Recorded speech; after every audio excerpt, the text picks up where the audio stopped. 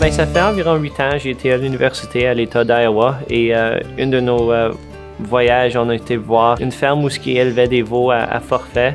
Il y avait 30 000 huttes à cette ferme-là, puis j'ai pensé, wow, c'était vraiment impressionnant.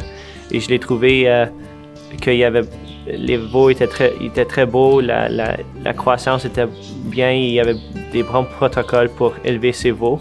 Après ça, j'ai retourné chez nous, on avait besoin de faire quelque chose ici pour améliorer notre système et un de nos voisins est venu voir et nous a demandé d'élever ses veaux et c'est comme ça qu'elle a commencé.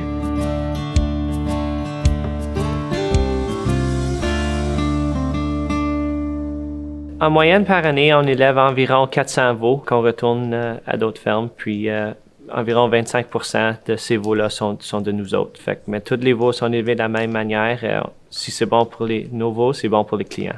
Il y a beaucoup de facteurs qui vont dans le succès, mais surtout la plus importante, c'est le gain quotidien moyen de les veaux. On les pèse lorsqu'ils arrivent, une autre fois à 10 semaines on les sèvre du lait, et la prochaine fois à 6 mois lorsqu'ils sont prêts à retourner chez eux. Pour nous, la pratique la plus importante chez Marvel-Ain, c'est la propreté de les veaux. On change les aiguilles à chaque injection et on s'assure que les veaux n'ont pas de contact d'une ferme à une autre pour le temps qu'ils soient ici. Ils sont toujours regroupés avec des veaux de la même ferme. Chaque veau reçoit une nouvelle hutte. On lave à haute pression entre chaque veau.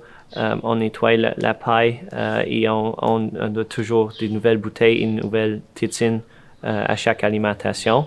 On a une lave-bouteille et une lave-tétine pour les veaux. On change la moulée à chaque jour, puis l'eau à chaque jour et on nettoie les seaux de manière régulière. Durant le sevrage, vu qu'on donne beaucoup de lait, 3 fois par jour ici, 4 litres par alimentation, fait que 12 litres en total, on s'assure de sevrer les veaux lentement, fait que durant une période de 2 semaines, par étape. Et de cette manière-là, on peut s'assurer que les veaux continuent à grandir et qu'ils ne manquent pas d'énergie pour des risques d'infection et de maladies. On a toujours eu une relation étroite avec notre vétérinaire et notre nutritionniste. On s'assure d'utiliser des mesures préventives pour réduire les chances de maladies dans nos veaux. On est toujours en train de réviser les vaccinations et les protocoles pour s'assurer un environnement sain pour nos veaux. Ici, chaque veau, après quelques jours, reçoit un test d'immunité sanguine. C'est la meilleure façon pour nous autres de voir si ce veau a reçu assez de colostrum de la ferme d'où il provient. Pour moi, les 3 choses les plus importantes ici qu'on croit que c'est le meilleur pour les veaux, c'est 1, l'air frais, numéro 2, le lait entier pour les veaux, c'est très important. Et on croit aussi que le soleil, c'est très important pour les veaux.